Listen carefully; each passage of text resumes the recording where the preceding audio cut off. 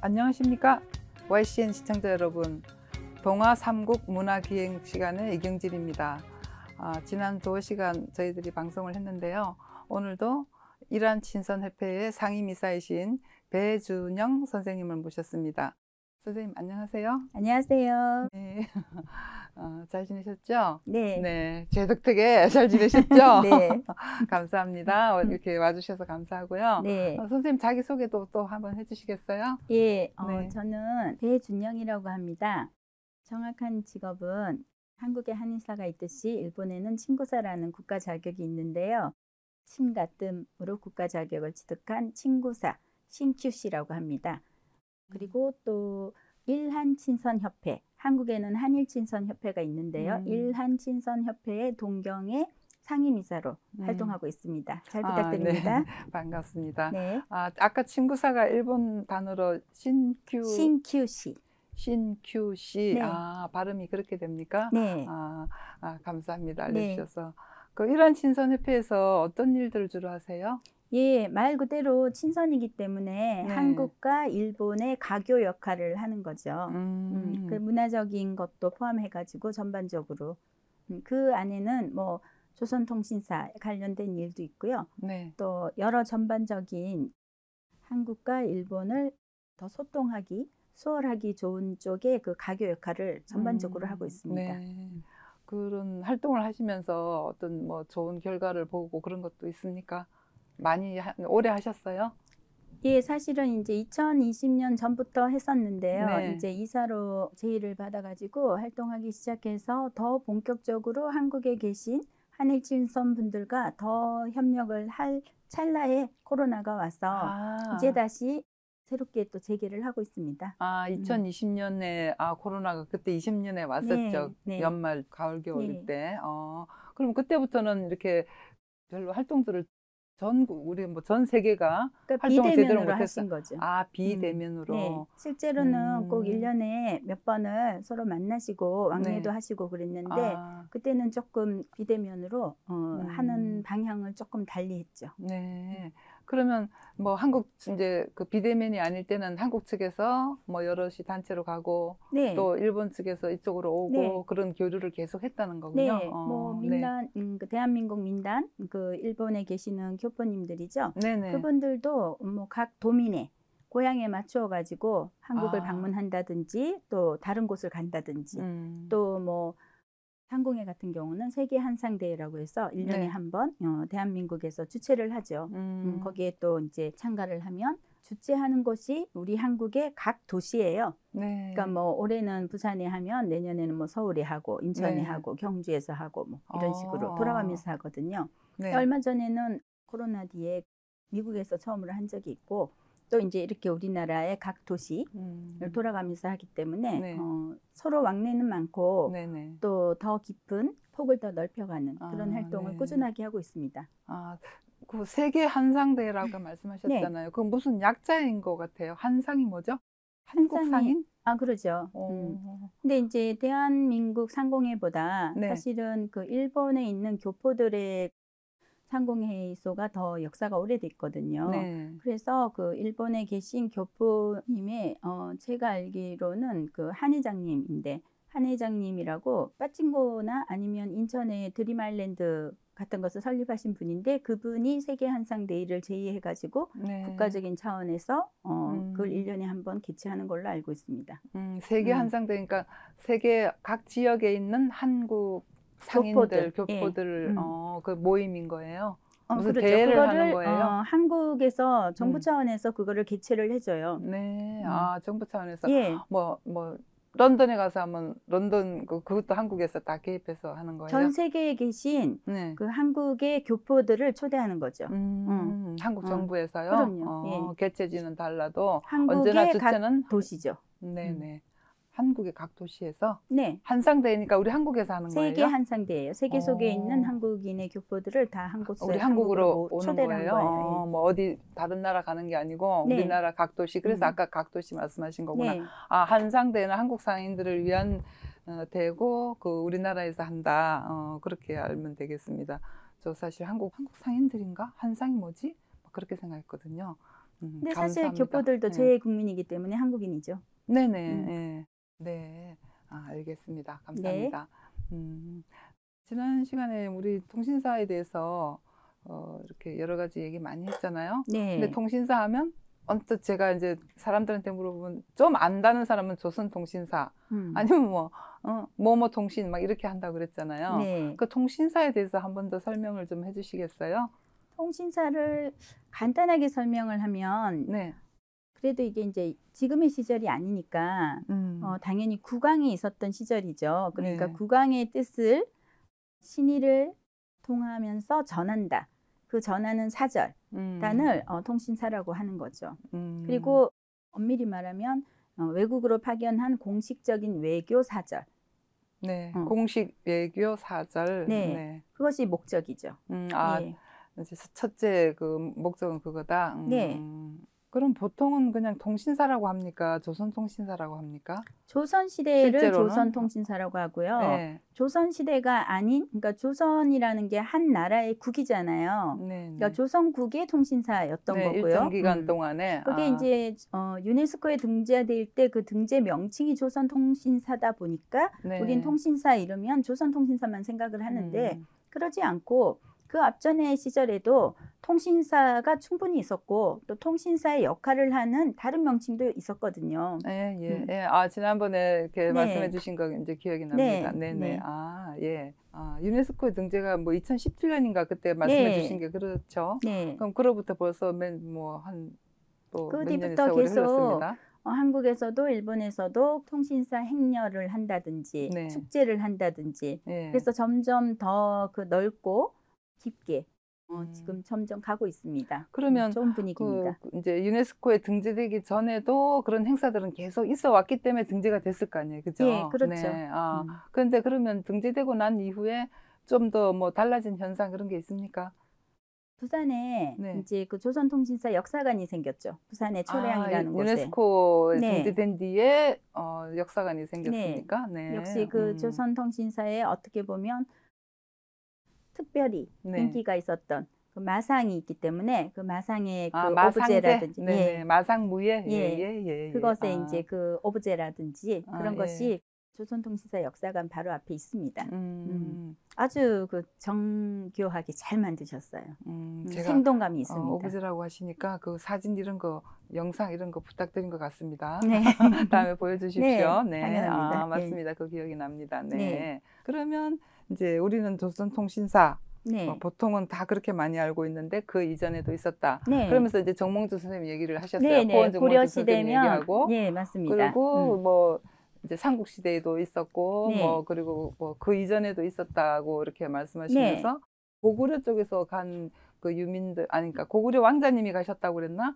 그 고마신사? 네네. 그게 일본에 아직도 그대로 뭐 건재해 있고 이렇다 말씀하셨는데 네. 그 얘기 좀 자세히 해주시겠어요? 고마신사에 대해서? 예, 아무래도 이제 통신사의 기본적인 게 선린우호잖아요. 네, 선린우호. 네. 제가 발음이 조금 아니요. 네.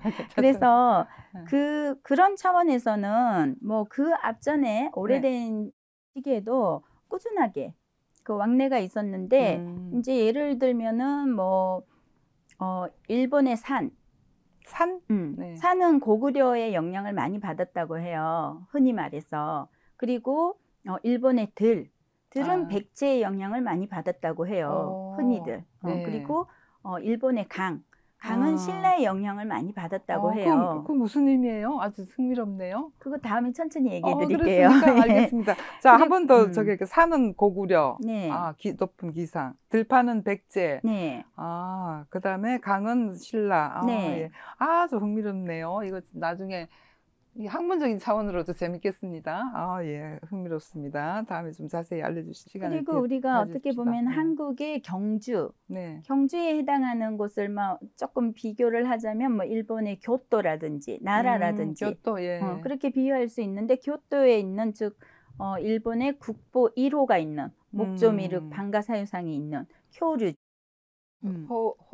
호오류지사. 네, 네. 들어본 것 같습니다. 호류지도 우리나라 말로 하면 강융사예요. 강융사. 예. 네. 거기에 있는 이제 그 절은 사찰은 고구려의 영향을 받은 거죠. 고구려요? 네. 그리고 또 그 교토의 비단은 지금도 정말로 알아주거든요. 네. 근데 그거는 신라의 도레인이 비단 전수를 했다. 그리고 뭐 그 교토에 지금도 유명한 기온 맛들이 네. 매년 합니다. 여름이면 일본의 기온 맛들이는 뭐 테레비가 떠들썩하고 지금도 그 아주 알아주는 세계적인 축제예요. 기온 맛들이가 축제예요. 네. 전통이 네. 있는. 근데 거기에 이제 그 고구려의 도레인으로 네. 시작된 기온 맛들이거든요. 그러니까 교토만 해도 그러고 오래된 절. 네. 그러니까 아까 말씀드렸던 그 호류지, 네. 뭐 또 예를 들어서 묘도인, 평등원이라고 그러죠. 예, 묘도인. 예. 묘도인 같은 경우는 유네스코에도 등재가 되었습니다만은 굉장히 좀 특별한 절이에요. 예를 들어서 우리나라도 뭐 이 불교를 한마디로 얘기하면 정토종과 뭐 천태종 여러 종이 있지 않습니까? 근데 이 묘도인은 종을 어떻게 보면 상관이 없다. 네. 그러니까 어느 종 하나랑 상관이 없고 그냥 모든 종파를 그냥 끌어안았다라는 뜻의 그런 입장의 묘도인이에요. 그래서 평등이라고 했구나요. 예. 그래서 이제 그 묘도인은 뭐 일본의 이제 동전으로 말하면 시벤 동전의 뒷면에 있죠. 앞면이 10A라고 하는 숫자가 있고요. 뒤에 뒷면을 보면 묘도인에 그 있어요. 그리고 또 하와이에 가면 우리가 뭐 바닷가, 뭐 비치 이런 것만 생각을 하는데 하와이에 산으로 드라이브를 가시면 한 그 비치 와이키키 비치에서 한 2-3시간 뭐 달리시는 차의 그 속도에 따라서도 약간 상관은 있습니다만 그 달리시면 교토랑 똑같은 설계에 50분의 1 사이즈로 있어요. 50분의 1 사이즈로 하와이에 설계가 똑같다고 그래요.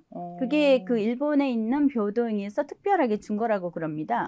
일본에서 하와이 쪽으로요? 네. 그래서 이제 하와이에는 의외로 그 일본인 교포가 많아요. 그래서 그분들을 위해서 그렇게 줘서 그게 은근한 그러니까 아는 사람만 아는 은근한 곳이죠. 저는 몇 번 가봤는데요. 정말 좀 특별하고 또 이게 이 서양의 이미지가 펄펄 날리는 하와이에서 의외로 이 동양의 맛을 느끼고 또 오래된 우리 한국과도 상관이 있는 곳이다 보니까 아주 그 특별한 기분이 들더라고요. 네. 아주 그쪽에서는 아주 이색적이겠어요. 그리고 또 이제 똑같은 교토에 있는 그 청수사 기요미즈 테라 그건 우리나라의 백제랑 상관이 있죠. 청수사는 백제랑 상관 있어요. 그리고 또 도호쿠지 거기는 또 원효대사, 의상대사에 또 초상화가 있는 걸로 유명하죠. 그러니까 좀 이런 것이 다 왕래가 있었으니까 가능한 거고 그렇죠. 이미 그 일본에서 1000년이 넘는 1000년 전의 역사가 있는 곳에서 아직까지도 그것을 유지하면서 그것을 매년 기린다는 것 자체가 그것이 얼마나 소중하게 받아들여지고 있는가. 그러니까 어떻게 보면 옆나라라서 우리가 굉장히 그 근대사에만 주목할 수도 있지만 사이가 좋았던 시절도 있었고 좋은 선린 관계로 왔다 갔다 했던 그런 것도 있었고 또 오히려 우리가 그들을 전달한 것도 있었고 또 그들로 인해서 우리가 전달받은 것도 있었는 그런 것을 조금 더 이렇게 자세하고 깊게 바라다 본다면 오히려 우리 조상의 어떤 새로운 면을 외국인데 왜 거기서 볼 수 있지 할 정도로 그렇겠어요. 거기서는 매년 그렇게 뭐 이렇게 기원을 해주고 그런다는 거잖아요. 1000년 전에 우리 조상들의 얼을 조금은 느낄 수가 있는 경우도 있죠. 그 생각지 못했던 그런 것들이 많겠어요. 그거 보면 깜짝 놀라 그랬어요. 청수사도 가고 그랬는데 그런 생각 못하고 그냥 따라다닌 생각만 납니다. 뭐 다는 아니지만 학술대에 가서 답사를 많이 했거든요. 근데 그런 생각 별로 안 하고 다녔던 것 같아요. 그게 이제 나의 문화유산 답사기에도 많이 나오는데요. 사실은 이 1000년 전의 고찰, 그 일본에 있는 1000년 전의 고찰을 들여다보면 거의라고 해도 과언이 아닐 정도로 한국의 어느 그 삼국 시절 아니면 사국 시절 상관이 있어요. 뭐 고구려든 백제든 신라든 또 고려, 또 아주 오래된 고려도 있잖아요. 그 고려. 그리고 뭐 발해라는 표현이 좋은지 아닌지는 모르겠지만 오래된 우리나라에 곳곳에 영향을 받았고 가야는 당연하죠. 일본에서 사국이라고 그래서 가야가 들어가나 보다 했어요. 가야도 충분하죠. 그래서 카라라고 일본에서는 지금도 그 카라라는 말이 있거든요. 카라가 가야입니까? 네, 카라라는 그 여러 가지의 카라가 있어요. 그 발음이 남아 있거든요. 그래서 1000년 전을 들여다보면 그 오히려 옆 나라이지만 우리나라가 보인다. 저는 감히 그렇게 말씀드릴 수 있습니다. 그러면 아까 말씀드렸던 제가 그 질문했던 고마 신사가 고마가 뭐 고구려, 고려 이런 뜻입니까? 예, 한자로 치면 고려이지만 사실은 거기에 중간에 구라는 글자가 딱 있어요. 그래서 입구가 아니라 오히려 조금만 더 들어가가지고 신사의 입구, 정문에 보면 고구려라고 구가 딱 중간에 적혀져 있어요. 그래서 고구려의 마지막 왕의 왕자죠. 그게 이제 약광왕이거든요. 약광왕. 그러니까 고구려가 있을 때 이 사절단으로 해외를 간 거잖아요. 근데 예전에는 배를 타고 가니까 한 번 이동하면 보통 돌아오는 데까지 1년이 넘는 게 그냥 다반사거든요. 그러니까 늦으면은 1년 반 걸리고 그래도 1년 안에 오는 게 거의 없어요. 그렇겠습니다. 그러니까 육로로도 가고 또 해로로도 가고 이러다 보니까 그런데 이제 이 고마신사에 이 관련된 분이 정확하게 1779명 정확한 그 숫자가 남아 있거든요. 어떤 기록이 있습니까? 1779명의 이 분들이 고마신사라는 지금의 현 사이타마 현의 그 히타카시라고 하는데 이거는 지금은 히타카시라고 하지만 옛날은 고마군이었어요.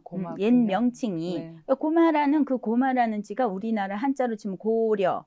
그렇지만 고려가 아니고 고마라고 하는 거죠. 그것은 고려하고 차이점을 둔 거죠. 고구려이기 때문에. 그렇게 해가지고 고구려 후손의 존재가 엄연히 한국과 일본 양국 간의 고류가 오래되었었다는 것을 드러내는 가장 알기 쉬운 사례라고 생각을 합니다. 그리고 1779명이 거기에 남았다는 건 출발할 땐 더 인원이 있었을 수도 있거든요. 일본에 도착한 인원이 1779라는 거예요? 그래서 그분들이 지금도 그 자손들이 그대로 이어져 있고 일본의 뭐 오래된 성 그러니까는 그 우리말로 하면 뭐 김씨라든지 이씨라든지 박씨라든지 그 성처럼 여러 가지 성에 이 고마신사의 이 후손들의 이름이 남아 있거든요. 지금도 일본의 많은 성으로 쓰여지고 있어요. 그래서 이 고마신사를 저는 꼭 그 한국 분들이 뭐 도쿄 정도로 여행을 가신다 그러면 동경에서는 차로 한 1시간 반? 동경에서 차로 1시간 반? 넉넉히 천천히 안전운전 하셔서 1시간 반 정도예요. 꼭 가보실 만한 곳이고 또 그곳에는 고구려의 마지막 왕의 약광왕의 직 후손 60대 후손이죠. 그분이 지금도 60대가 됐습니까? 그분이 고마신사의 그 가장 높은 궁사라 그러죠. 궁사로서 지금도 활동을 하고 계시기 때문에 꼭 그것을 한번 찾아보고 보고 느끼시고 그리고 우리가 너무 뭐 이렇게 똑 떨어지는 게 아니잖아요. 1000년 전의 조상도 우리 조상이고 2000년 전의 조상도 우리 조상인데 그 어떤 조상이나 옛분들의 얼을 느껴보는 그런 좋은 기회가 되는 것이 저는 고마신사라고 생각을 합니다. 그래서 정말 뭐 100번 들어도 한 번 보는 것보다 못하다고 저는 뭐 일부러 가실 일은 아니더라도 뭐 여러 가지 스케줄도 있고 경제적인 이유도 있으니까 그런데 한번 뭐 동경에 그 일본 쪽으로 그 여행을 가실 일이 있다면 고마신사는 좀 한국 분이라면 한 번은 가보실 만한 곳이고 고마신사도 있고 그 옆에 절도 있어요. 그 모든 것이 그때 우리 그 고구려인들이 만든 거거든요. 그래서 그분들이 만든 그 절의 어떤 특징 그것이 역시 다르거든요. 역시 좀 고구려가 약간 기상이 있는 곳이잖아요. 그래서 그 앞에 있는 이런 조각상 그런 것이 뭐 힘줄이라든지 그런 것이 굉장히 그 리얼하게 강하고 그 위험 있고 이래요. 굉장히 멋있습니다. 아주 크고 뭔가가 그 위험이 느껴지고 이래요. 네. 그래서 나는 꼭 한국분이면 한 번은 가볼 만한 곳이 아닌가. 우리가 1779명이 네. 공식적으로 이동을 했고 그것이 기록으로 남아 있다면 우리가 그것을 한 번은 보고 사실 확인을 하는 차원에서 체험해볼 만한 그런 곳이라고 생각하고 한국 분들이 한 분이라도 더 많이 아셔야 된다고 생각해요. 네, 아주 좋은 말씀이십니다. 네. 모르는 사람 굉장히 많은 것 같아요. 그러면 거기 고마신사는 네. 뭐 아무 때나 가도 뭐 일본 다른 뭐 네. 이렇게 그 관광지처럼 아무 때나 가도 다 개방이 돼 있고. 예, 기본적으로 뭐 우리나라도 마찬가지입니다만 절이라는 곳은 뭐 신사라는 곳은 오픈되어 있는 곳이잖아요. 네. 그러니까 뭐 문을 닫아 놓은 게 아니기 때문에 산을 산책하는 그런 길처럼 되어 있기 때문에 언제든지 365일 언제든지 동경 쪽으로 갔을 때 이제 네. 가시면 좀 더 네. 편리하실 거니까요. 네, 네. 가는 길목의 그 근처에는 100% 그러니까 소바 100% 소바집이 거기가 원류예요.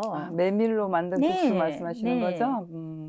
사실은 우리나라의 통도사에 가면 네. 통도사 바로 옆에 그 일본에서 배우고 왔다고 하는 그 좀 유명한 스님들도 은근히 좋아하시는 그 메밀집이 있어요. 근데 네. 일본에서 배웠다고 하지만은 오히려 이 1300년도 넘었는 이 고마신사 근처에 있는 그 100% 메밀집, 네. 소바집은 옛날 한국 분들이 가르쳐 주고 온 곳이다. 그 원료가 한국 아닙니까? 네. 그러니까 1000년 전에는 한국이 거기에 가르쳐 줬는데 지금은 한국이 일본 가서 배우고 오니까 좀 아이러니하기도 하죠. 그러니까 메밀 그 소바도 네. 원래 한국이 전수해 준 네, 거였어요. 네. 네. 그럼요. 근데 지금은 뭐 스님들이 갔던가 누가 갔던가 배워오는 전반적으로 거예요? 이제 소바 문화 자체가 네. 동경 쪽이 일본에서도 동경 쪽이 조금 참합에 더 담아 나오고. 네. 오히려 그 우동의 문화는 간사이라고 그러죠. 오사카 쪽이 좀 강하고 그 소바의 문화는 간토라고 그러죠. 그러니까는 간서가 간사이고요. 네. 간동이 간토거든요. 네. 그럼 간토 쪽이 동경 쪽이고 간사이 쪽이 오사카 쪽이에요. 네. 그래서 오사카에 간사이 국제공항이 있거든요. 네. 그래서 간사이 쪽, 오사카 쪽은 우동이 유명하고 우동. 예. 네. 네. 간토 쪽은 그 소바가 유명하죠. 이거 지역에 따라서 예. 아주 그러니까 넓은 지역으로 그렇게 그 딱 동경 나눠서. 바로 위에가 고만신사가 있으니까 당연히 그쪽이 소바가 유명한 거는 당연한 이치 아니겠습니까? 그러니까 저는 너무나 그 이해가 되고 순리가 그렇구나 그런 생각이 들거든요. 메밀국수가 한국에서 건너갔다. 네, 어느 그런 게 시대인지는 많습니다. 네네. 네. 메밀꽃 필 무렵 그거밖에 몰라가지고. 그리고 100% 그 네. 소바를 네.